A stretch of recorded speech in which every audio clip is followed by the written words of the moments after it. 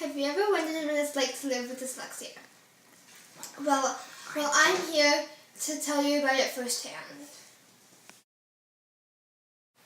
There are a lot of different meanings for dyslexia, but the easiest one to remember is that dyslexia is defined as a significant reading disability in people with normal intelligence. Dyslexia is a reading disability that can also affect writing, spelling, and even speaking, and understanding complex ideas.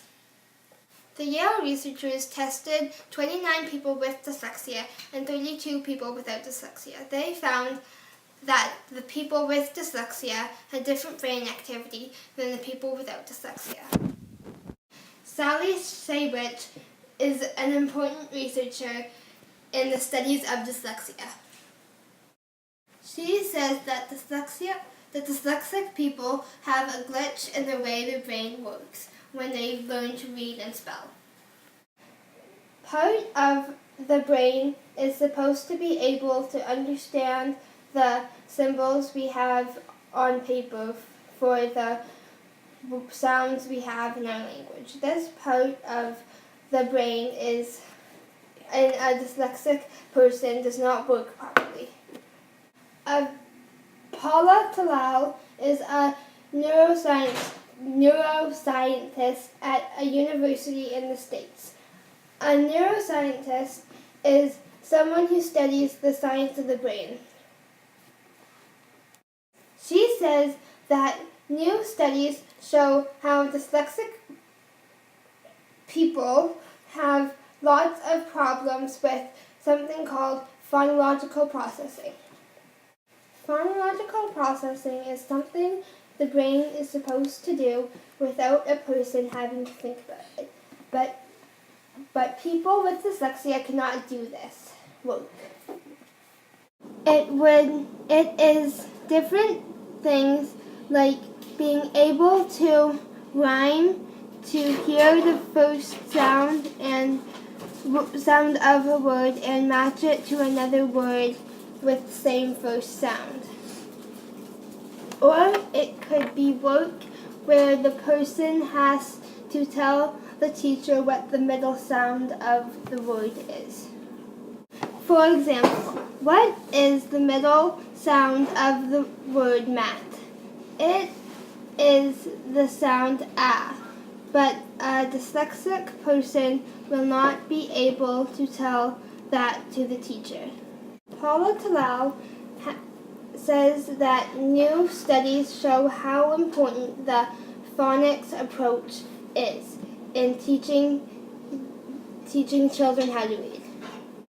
This means that the children need to learn that the letters SH make the sound sh, and they also need to be taught that the sound sh at the end of the word can be spelled TION or SION.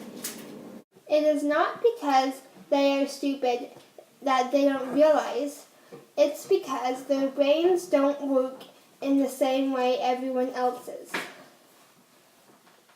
An important Yale University researcher, Dr. Albert Galaberta, has been studying the differences of brains of dyslexics and says these new studies are a very pretty confirmation of things we already knew.